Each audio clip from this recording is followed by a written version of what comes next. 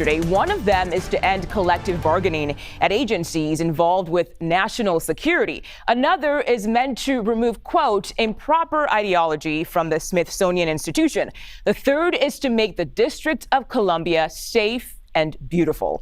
And just moments ago, the president posted this on social media. He expanded on his order to make D.C. safe and beautiful, saying, I will work with the mayor on this, and if it does not happen, we'll have no choice but to do it myself.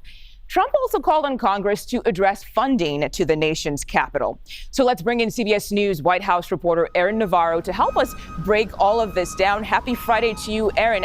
We've seen the president sign orders, but the impact can get lost in the shuffle. How can we expect to see these orders play out? Hey, Muko, good to be with you. I will start with the executive order about the Smithsonian, where you saw President Trump essentially appoint Vice President Vance to lead a task force to review exhibits, programs that they believe are, quote, improper or have divisive ideology based on race. In a fact sheet provided by the White House, they specifically cite exhibits at the National Museum of African Americans as well as the National Museum of Women showing transgender women in their exhibits. That is something that the task force will look into, as well as look at prohibiting federal funding for exhibits that they disagree with. We know the Smithsonian's got about $1 billion of federal funding in the fiscal year of 2024. And that other big one, the one about Washington, D.C., also creates a task force to focus on ramping up law enforcement here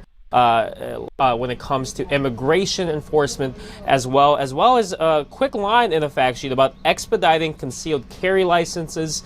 There are strict gun rules and laws in Washington, D.C. This task force, which remains to be seen what exactly authority they have, since we don't know if there are any actual D.C. City Council members that will be on this task force, but Trump certainly looking to exude more power over the nation's capital.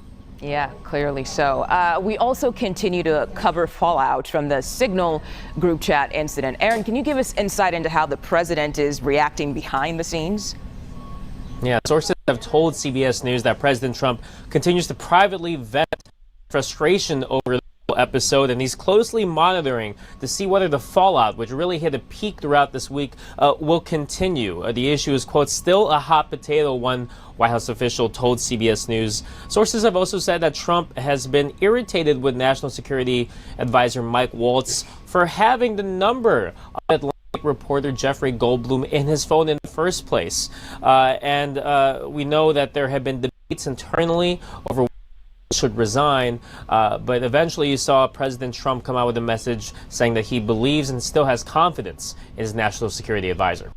Okay, Aaron Navarro, thank you so much for joining us today.